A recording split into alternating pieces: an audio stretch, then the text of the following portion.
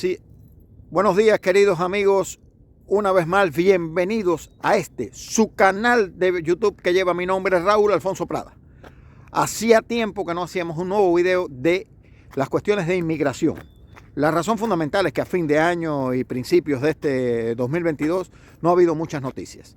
Solo les voy a comentar un poco de la letra de mandato que hizo el primer ministro Justin Trudeau a su gabinete, a su ministro de Inmigración, con el objetivo de modelar cómo él quiere que sea los nuevos programas de migración, cómo debe funcionar.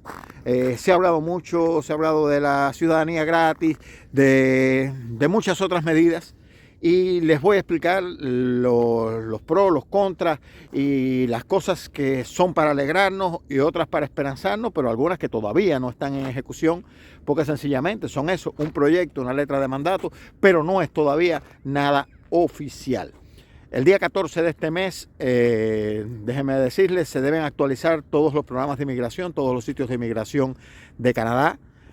Si eso se produce, también estaremos con ustedes. De todas maneras, hoy queremos explicarle esto que le dije, la letra de mandato del primer ministro Justin Trudeau de finales de diciembre y qué repercusión puede tener eso en la vida de ustedes y en la de nosotros. Muchas gracias y seguimos adelante.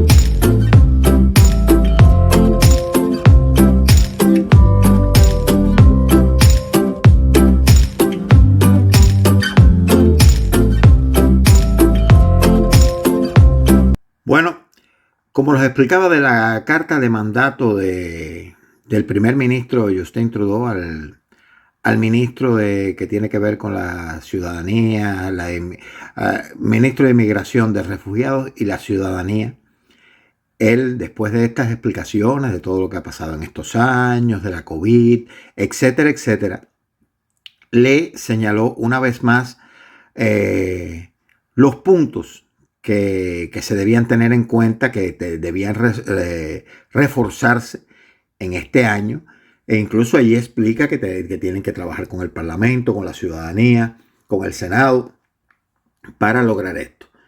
Esos puntos son los siguientes: seguir acogiendo nuevos arribantes a Canadá para favorecer la relance económica, como el plan previsto entre el 21 y el 23, que yo se los mostré en otro video y se ve el crecimiento que tenía. Alargar, es decir, extender la inmigración a los defensores de los derechos de las personas y colaborar con grupos de la sociedad civil a fin de obtener la posibilidad de reinstalación de personas que estén amenazadas. Con el apoyo del ministro de Relaciones Exteriores, facilitar el pasaje seguro y la reinstalación de personas vulnerables de Afganistán, haciendo acento en las personas que ayudaron a Canadá y sus aliados en el curso de los 2 últimos decenios que estuvieron allí, a las mujeres, las personas de la comunidad LGBTQ2, los defensores de los derechos de la persona, los periodistas y los miembros de las minorías religiosas y étnicas, y aumentar el número de refugiados admisibles de 20.000 al menos a 40.000. Reducir los tiempos de tratamiento de las demandas, incluyendo los casos que están retardados, porque ustedes saben que todo se retardó por la COVID-19. Trabajar y reforzar la reunificación de las familias, introduciendo demandas electrónicas y dándole el estatus de residente temporario a los esposos y hijos en el extranjero en lo que atienden el tratamiento de la demanda de residencia permanente. Aquí este es el punto fundamental, que es del que más se ha hablado: hacer gratuito el proceso de demanda de ciudadanía para los residentes permanentes que hayan cumplido las exigencias ligadas a la obtención de ese estatus. Con la ministra del Empleo y del Desarrollo de la Mano de Obra y la Inclusión de Personas en Situaciones de Handicap, hacer un sistema de empleador de confianza para las empresas canadienses puedan contratar trabajadores extranjeros temporarios y la mejora de recibir los talentos mundiales del programa de trabajadores extranjeros temporarios, simplificar la renovación de permisos de trabajo de todos y hacer respetar los plazos de tratamiento de 2 semanas y crear una línea de asistencia para los empleadores, trabajando con las provincias, los territorios y organismos de reglamentación por mejorar el reconocimiento de los títulos y competencias extranjeras, apoyar los programas pilotos que existen para seguir la exploración de los medios de regularizar el estatus de los trabajadores sin papeles, es decir, los que están ilegales aquí, que contribuyen a las comunidades canadienses. Continuar de trabajar con Quebec para favorizar el conocimiento del francés de los inmigrantes, respetando el campo de competencia provincial. Dirigir el trabajo del gobierno sobre la inmigración irregular, que comprende trabajar con Estados Unidos con el fin de modernizar el acuerdo de tercer país seguro. Es decir, si un inmigrante llega aquí y va a pasar a Estados Unidos no debe aceptarlo, porque al fin y al cabo llegó a un país como Canadá, que se respetan los derechos humanos, que su vida no corre peligro, y lo mismo a la inversa. Pero ha habido problemas con eso en los últimos tiempos. También alargar las vías de acceso a la residencia permanente para los estudiantes internacionales y trabajadores extranjeros temporáneos por el medio del sistema de entrada expresa, que concierne sobre todo a los trabajadores extranjeros temporales del sector agrícola, con el apoyo del ministro de Agricultura y Agroalimentación. Apoyar el programa piloto sobre la vía de acceso a la movilidad económica, trabajar a ver empleadores y comunidades por todo Canadá para acoger 2,000 refugiados calificados a fin de llenar los problemas de mano de obra en los sectores de mucha demanda como los de salud, y se asegurar que la inmigración sirva mejor a las comunidades pequeñas y de mediano tamaño que tienen necesidad de inmigrantes, es decir, porque la mayoría de los inmigrantes van y se sitúan en las grandes ciudades, en los grandes centros, donde existen comunidades de inmigrantes también de sus países que indudablemente lo ayudan. Entonces, tratar de apoyar a esas pequeñas comunidades para que puedan estar. Ahora es lo que yo quiero aclarar. Ahí vieron cómo fue la carta de Justin Trudeau. Esa carta es sencillamente deseos.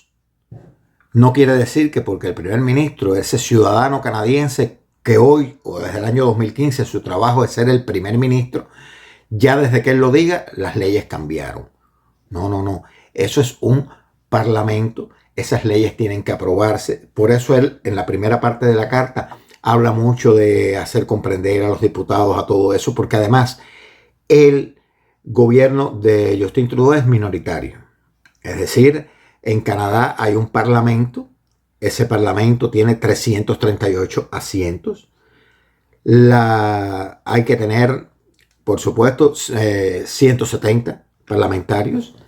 Sin embargo, el Partido Liberal, que es el que tiene la mayoría, tiene un poco más de 160. Es decir, no llega a la mayoría absoluta. Tiene que aliarse con otro de los partidos. El segundo partido es el conservador, que normalmente se opone, pues es la oposición oficial y se opone a casi todas las medidas que trae el Partido Liberal. Quedan los otros partidos que tienen representación parlamentaria, el Bloque Quebecois, que es un partido independentista, soberanista, que representa a Quebec nada más. Sus diputados todos son elegidos en Quebec, es donde único se presentan candidatos. Queda el Nuevo Partido Democrático, que es un partido de izquierda moderada, y los Verdes, que tienen 2 diputados. Es decir, Justin Trudeau, para aprobar esas medidas, primero tiene que presentarlas como ley, es decir, hacer un proyecto de ley, presentarlo en el Parlamento, que los demás partidos, que los ciudadanos normales puedan hacer enmiendas, puedan proponer enmiendas a eso y después que se apruebe. Pero para aprobarlo, por lo menos él necesita que uno de los dos partidos, o el Bloque Quebecois o el Nuevo Partido Democrático, lo apoye. Es decir, eso que leímos ahí son intenciones, son orientaciones de trabajo que da Justin Trudeau, pero no es una ley. Es decir, hoy las leyes son otras y hay que cumplirlas. Porque el primer ministro, usted llega aquí y dice quiero entrar porque el primer ministro dijo esto y le van a decir no, el primer ministro dijo eso, pero mira, las leyes son estas y por ahí lo van a tratar a usted. Entonces, lo otro, porque mucho se habla de que la ciudadanía es gratuita, que esto y que lo otro, que él propone, en caso de que se aprobara. Miren, la ciudadanía es el último paso y posiblemente el que menos cueste de todo. Es decir, para lograr la ciudadanía usted tiene que venir a este país, que lo aprueben como residente, pasar al menos 3 años como residente permanente, 3 años en el país. Es decir, cada vez que usted sale ese tiempo se le descuenta. Tiene que hacer para entonces poder aplicar a la ciudadanía. Y los costes de la ciudadanía no son muy caros. Pero incluso, aunque los costes sean gratis, usted tiene que pasar la prueba, usted tiene que pasar la entrevista, usted tiene que aprobar todo eso. Entonces, posiblemente lo menos importante de todas las medidas que yo veo ahí sea esa. De todas formas, la carta de intención del primer ministro, por eso va a trabajar ese partido, da muchas esperanzas de tener más posibilidades en un futuro relativamente cercano de que eso se cumpla. Como les dije al principio del video, a mediados de mes debe haber una actualización de todos los procesos migratorios, cómo van. Trataré de, en cuanto salga, estudiármelos, leérmelos para poderles informar mejor. Eso es todo lo que quería decirles en este pequeño video, solo para que vean que no me he olvidado de ese interés que tienen muchos de ustedes sobre la inmigración, porque por supuesto yo en mi momento lo tuve y sé que es algo, todo el mundo quiere venir hacia un país como Canadá, por todas las características que tiene. Muchas gracias por su atención, muchas gracias por estar conmigo. Circulen el video, compártanlo en sus redes sociales, denle like, estimulen a otros a que nos vean, a que se suscriban. Muchísimas gracias y hasta la próxima.